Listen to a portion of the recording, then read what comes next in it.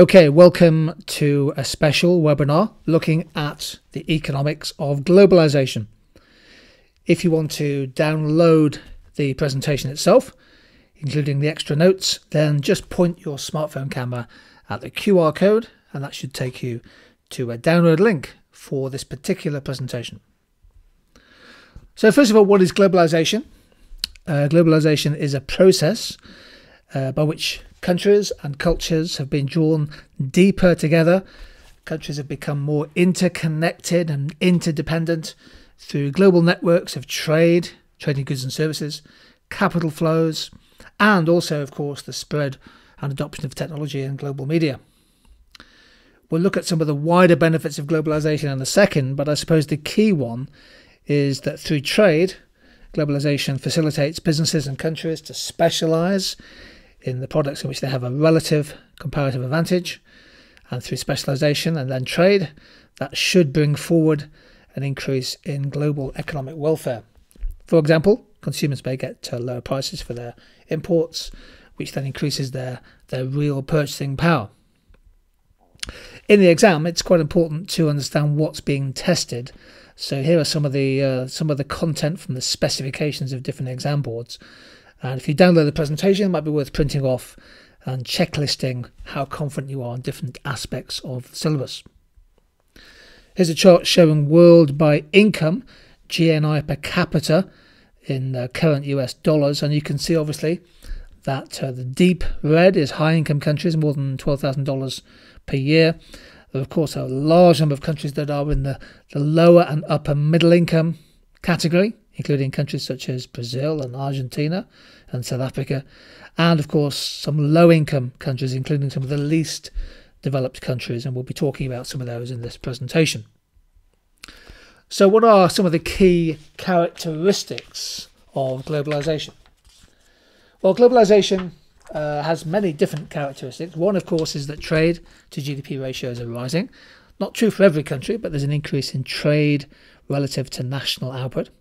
We've seen a big increase in financial flows across borders, particularly with the emergence of multinational corporations, lots of foreign direct investment, the emergence of global brands, including, as we'll see in a few minutes, a good number from emerging developing countries. Globalization, one of the characteristics is a much deeper specialization of labor, the emergence of so-called global value chains or GVCs, where products cross borders oftentimes many times before they become a finished product. Global supply chains have become more integrated.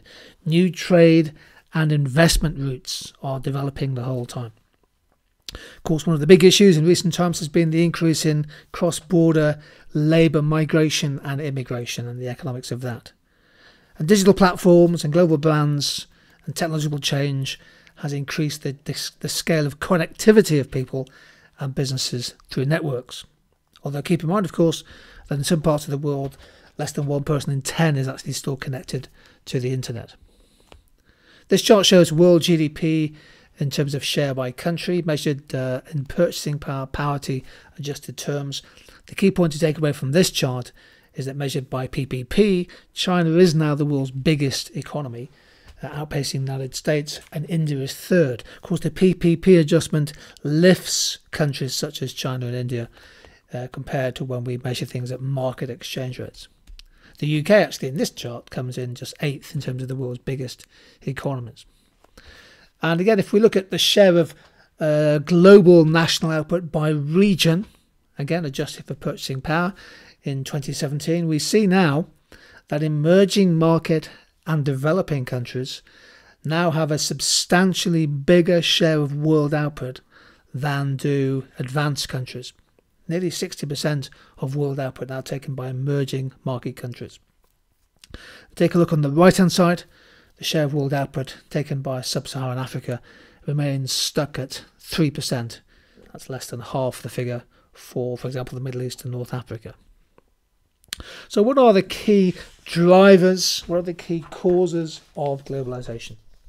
Well, there are many. I'm just picking out 4 here. Containerization is crucial. The price and the cost of ocean and air shipping has come down, in part due to containerization. Bulk shipping, huge economies of scale and other efficiencies have lowered the cost of transporting products, and the products themselves have become smaller. Think, for example, miniaturization in terms of cameras and drones and TVs.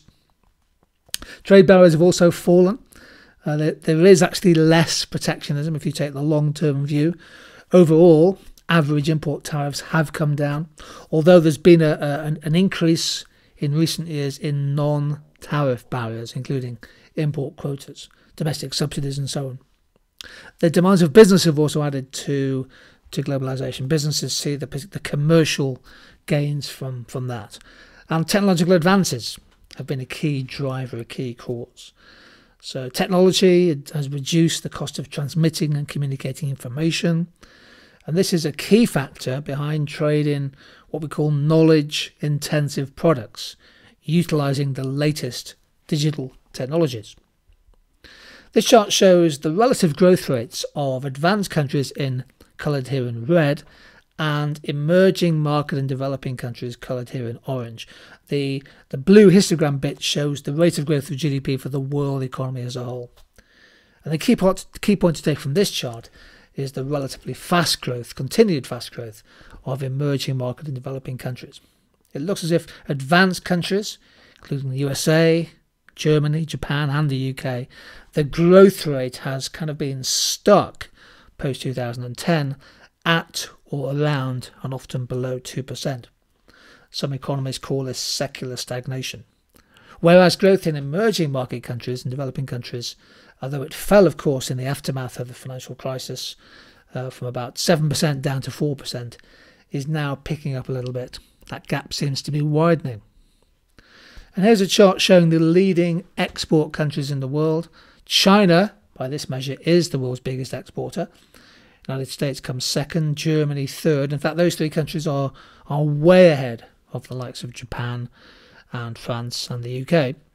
The reason for showing you this chart is to think about countries such as Hong Kong and Singapore. They do figure in the table of leading exporters in merchandise trade, but notice that they are basically hub economies. A lot of their trade is products that come into the ports in Hong Kong and Singapore and then simply get re-exported, perhaps under a different brand name. The value of re-export trade in Hong Kong, for example, is many times higher than the value of their own domestic exports. And likewise in Singapore, re-exports account for more in terms of trade in billions of dollars than does domestic exports. One of the features of globalization, I suppose, is the rise of the multinational or the transnational business. Transnational businesses, or TNCs, they base their manufacturing, assembly, research and retail operations in a number of countries. And Nike, amongst other companies, have become almost synonymous with globalization. Think about Nike, Apple, Tutor2U, Walmart, Uber, Amazon, Google, and maybe even Samsung from South Korea. Google has offices in more than 60 countries. The biggest 500 TNCs together, by the latest estimates, account for over 2/3 of world trade.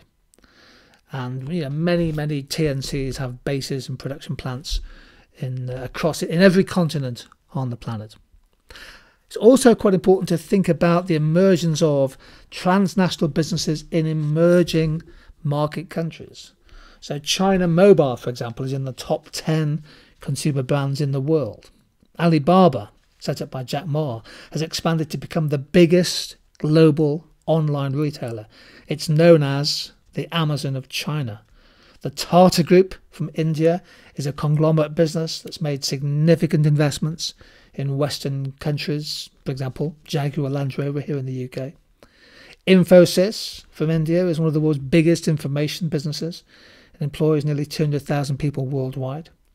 Geely is a Chinese car maker. It bought the Swedish firm Volvo in 2010 and has taken a 50% stake in the Malaysian car maker Proton.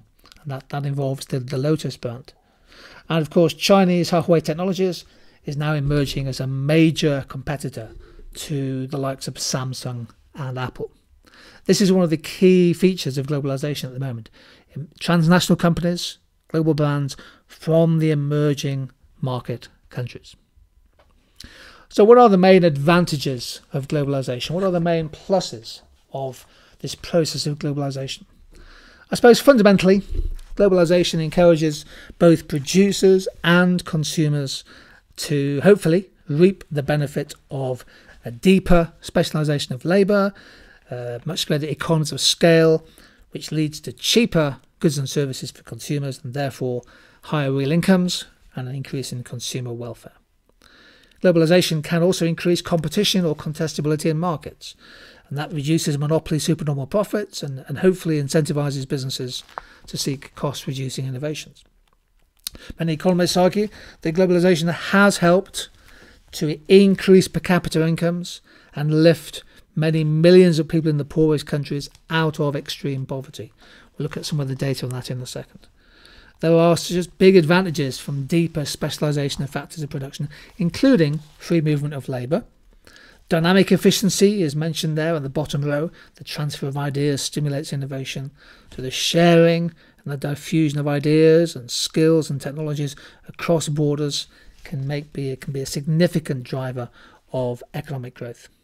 So globalisation clearly has some significant advantages. And one of the ways one can show this is using an analysis diagram. This is a fairly simple supply and demand diagram showing, for example, how in the EU market, if they open up to the supply of coal, for example, from non-EU sources, that reduces the price. If the global price is lower than the European Union, then that allows consumers of coal in the EU to import coal at a cheaper price, and that should lead to a net gain in consumer surplus. Before trade it was area AED. After trade, if you can import at the global price, consumer surplus increases to ACB. There is a net loss of producer surplus, of course, and that raises one of the disadvantages of globalisation, the extent to which there's factor mobility from domestic producers affected by the emergence of a low-cost competitor.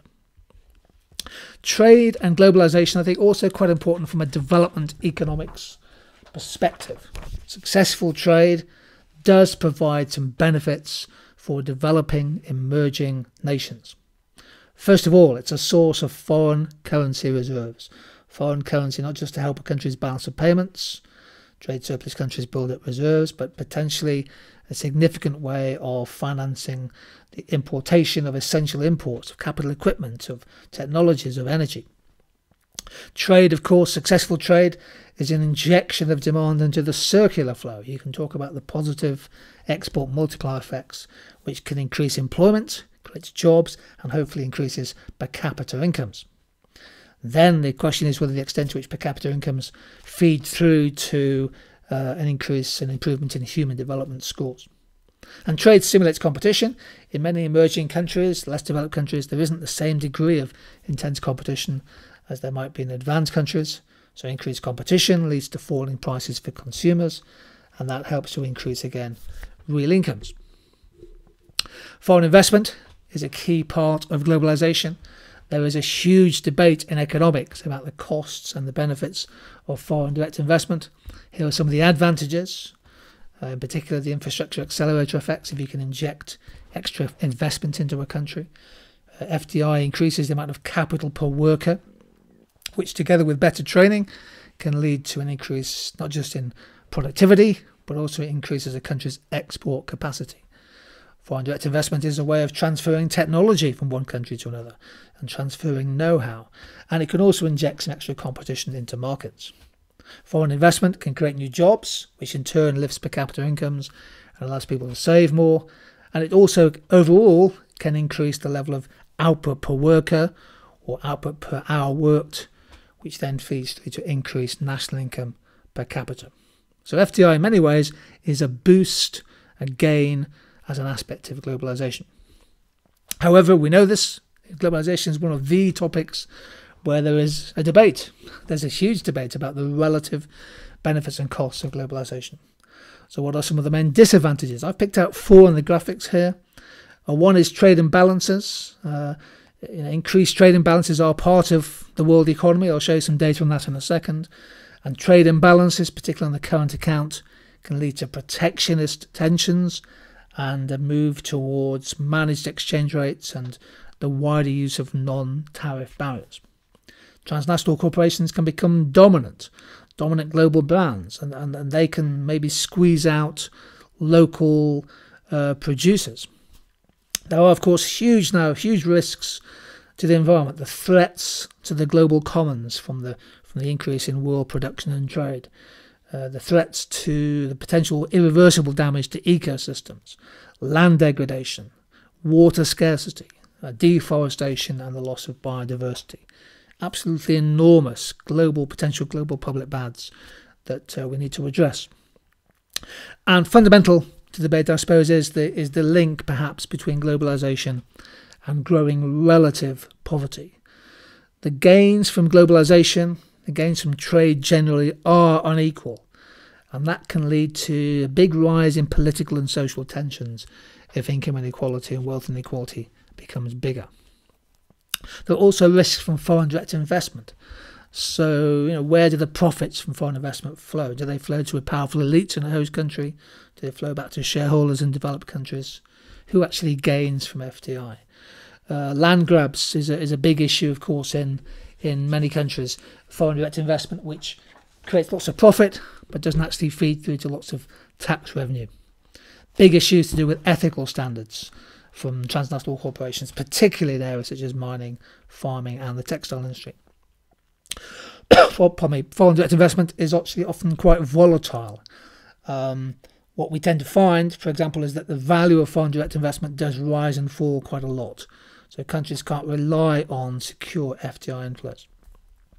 And there's a debate about how many new jobs are actually created from FDI and the quality of those jobs, and whether there's a sufficiently big spillover effect to local domestic content suppliers. I'm sure you've revised as part of your able the monopsony power, the buying power of firms both in product and labour markets. So transnational corporations oftentimes can negotiate favourable tax treatments, favourable prices from local suppliers because they have that significant global purchasing power. So that one of the disadvantages of globalisation is trade imbalances, and this table is just a way of giving you some contextual evidence using data from 2017. On the left hand side, countries with the biggest current account surpluses. I think Macau's is essentially driven by the income from the gambling industry. Singapore running a current account surplus of nearly 20% of GDP, Thailand 10%, Germany 8%. Of course, that's a huge figure because Germany is one of the biggest economies in the world. South Korea and Norway also running big current account surpluses. And then on the right hand side, countries that are running huge external deficits, in some cases more than 20% of their national income. Even fast-growing countries like Ethiopia and Kenya are running sizable, significant external deficits. So what we've seen in recent times as part of globalization is a widening of trade imbalances between countries, and they can have quite significant effects, particularly the threat of protectionist and nationalistic sentiment. In fact, some people are now saying that we're moving into an age of de-globalisation. This chart suggests that may be true. The dotted line, which I think you can just see, is what would have happened to trade had it continued its pre-global financial crisis trend. And as you can see, world trade is now growing, or has been growing, much more slowly than that trend. The gap is getting wider. Some economists believe that Western nations are suffering from secular stagnation. That's affecting trade. Non-tariff barriers have become more common.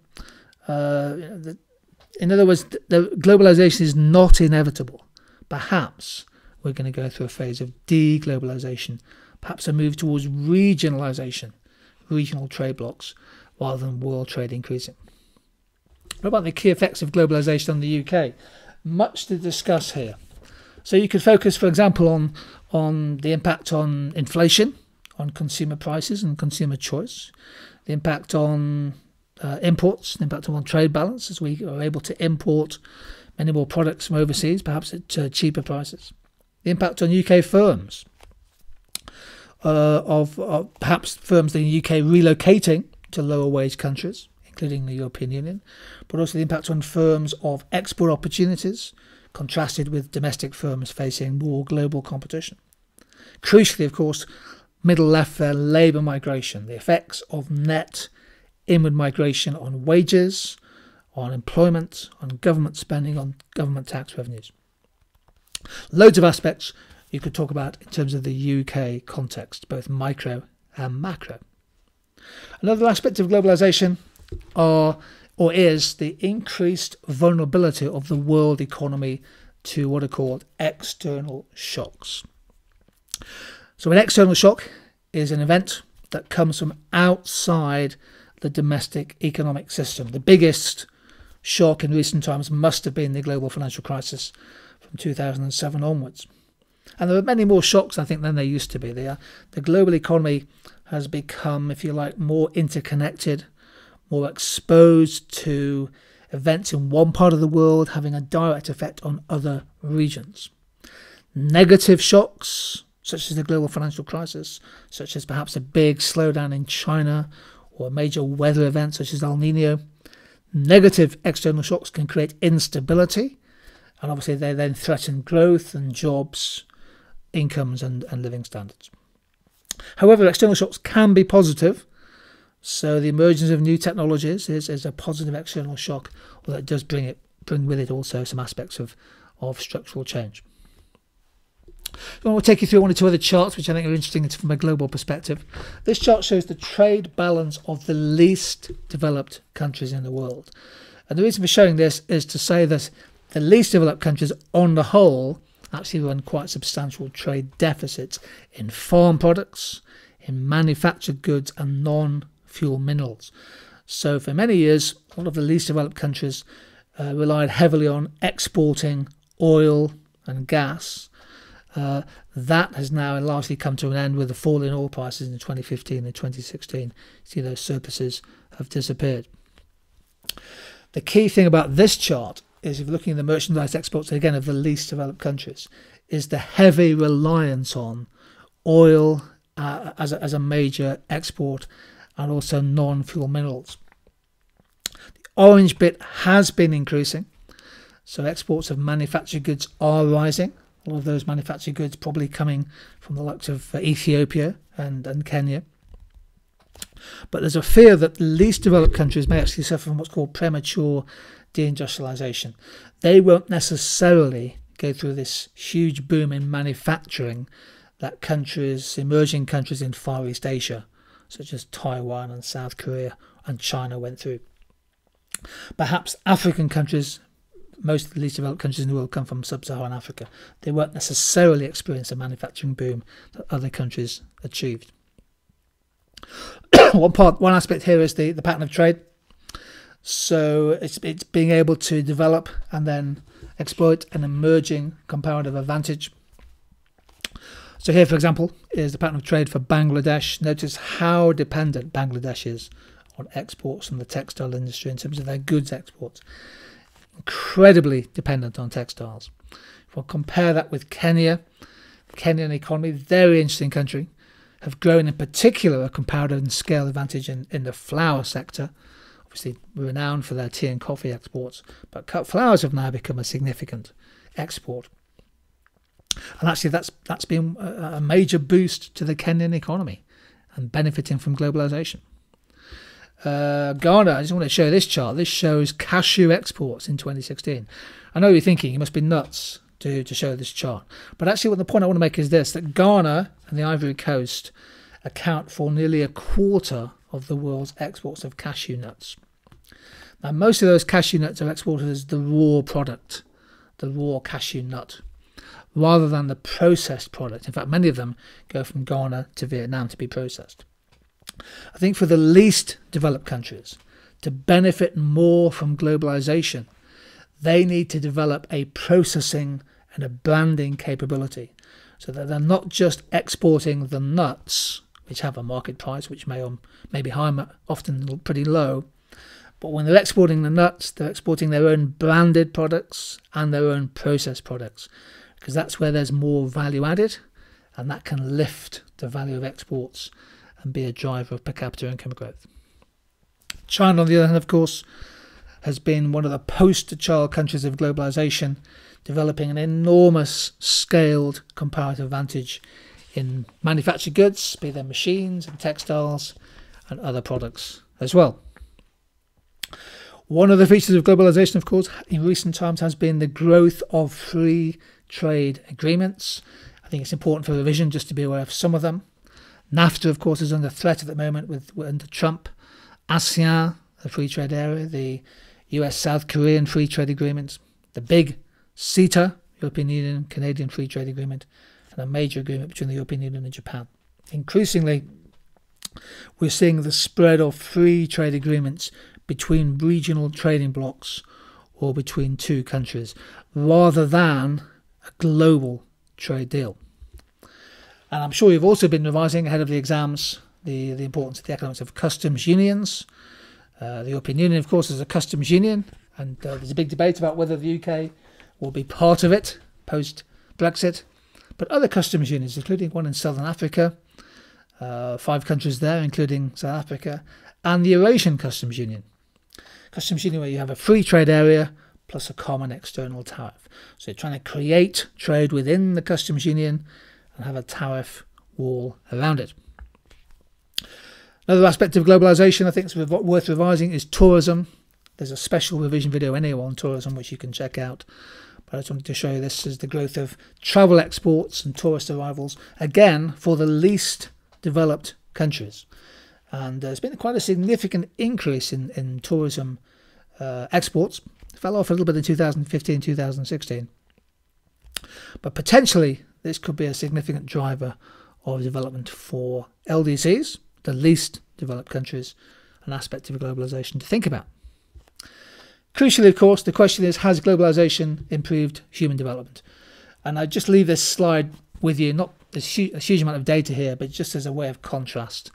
What I've done is I've put the top 6 countries in terms of HDR on the bottom there, Norway through to Denmark. Look at their data for life expectancy, expected years of schooling, mean years of schooling and income per capita, and contrasted with the lowest ranking, in other words, the highest number ranking countries in the world for 2016. Again, just look at the contrast. Look at the contrast in the data here between Guinea, Burundi, Burkina Faso, and the countries such as Singapore. Absolutely staggering differences. Keep in mind, of course, the Human Development Index on its own has certain limitations. Check out our video on HDI if you want to revise that ahead of the exam. The big debate, I suppose, really is whether globalization has helped to reduce poverty and reduce inequality. It's important to make a distinction between absolute poverty, now measured by the World Bank by the percentage of the population living on less than $1.90 per day, PPP. That figure has come down. And relative poverty, which is more to do with the gap between people on top incomes, top wealth, and people, let's say, in the bottom 2 quintiles, the bottom 40%. Indeed, the World Bank now has a very clear aim of fostering, encouraging the growth of the income and the consumption of the poorest 40% of a country's population. There has been significant progress in cutting extreme poverty. The number of people living in extreme poverty using the $1.90 per day measure has fallen by over 1 billion between 1990 and 2013. Many of those people clearly in countries such as China and India. But there's also been a significant change in the overall pattern of where those people in terms of relative extreme poverty come from. As this graphic shows, the majority of people now living in extreme poverty live in sub-Saharan Africa. These are the countries with the highest income inequality. 3 main measures to revise. One is what's called the SAT-S20 ratio, which is the income of the 80th percentile divided by the income of the 20th percentile. And you can see in some countries that figure is staggeringly high. For example, in South Africa, the income of the 80th percentile is nearly 30 times higher than the 20th percentile. The Palmer ratio looks at the income of the top 10% divided by the income of the bottom 40. And again, South Africa has the highest income inequality in the world. The ratio there is 8. many of you will be familiar with the Gini coefficient, which is a measure of income inequality. It goes from 0 to 100. If you measure it this way, 100 is the highest level of income inequality you can have. And Seychelles came top in terms of the highest Gini coefficient in 2015, sorry, but South Africa right up there. These are the countries in the world with very, very high inequality. Notice, for example, that countries such as Brazil and Chile and Mexico are in that list. In fact, Chile is the advanced country in the world with the highest income inequality.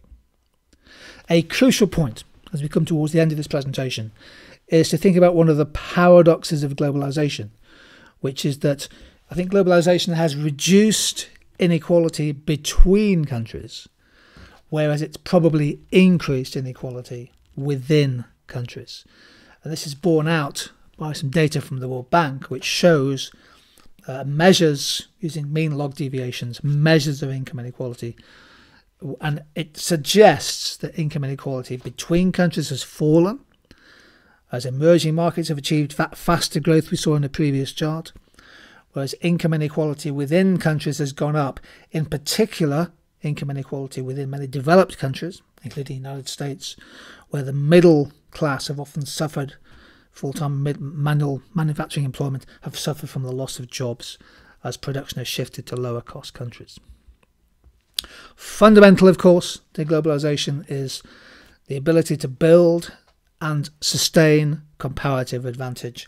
There is a whole revision video on comparative advantage if you want to check out the theory and the diagrams and the data. But fundamentally, countries' comparative advantage is either natural, based on natural factor endowments, perhaps low labour costs, having great infrastructure, having innovative businesses, access to markets, so that's crucial, and maybe having a competitive exchange rate. There are many, many factors that affect comparative advantage. Comparative advantage is a dynamic concept. It changes over time.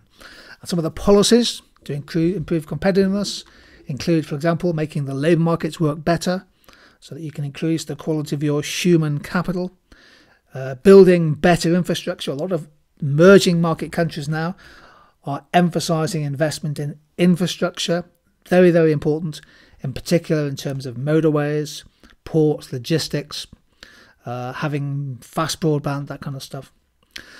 Supporting businesses, encouraging entrepreneurship, the potential exporters of the future, and generally becoming competitive by becoming more stable in a macroeconomic way. So better monetary policy, more credible central banks, building a competitive and sustainable banking system, and perhaps running a more competitive exchange rate against your trading partners. Gosh, so much to cover on globalization. We have covered a lot in this session. I hope you found some of it useful. Keep in mind there's a lot of extra notes in my presentation. If you want to download the presentation itself, again, just point your smartphone camera at the QR code, and that should take you to a download link where you can get a copy of the presentation itself. Globalization is one of those big macro topics. I've tried to fit a lot into this session, but if you want some more detail on each of those topics, just go to our YouTube site and there'll be definitely a separate video on each of them. Okay, everybody, thanks for joining in. Take care and good luck with the revision.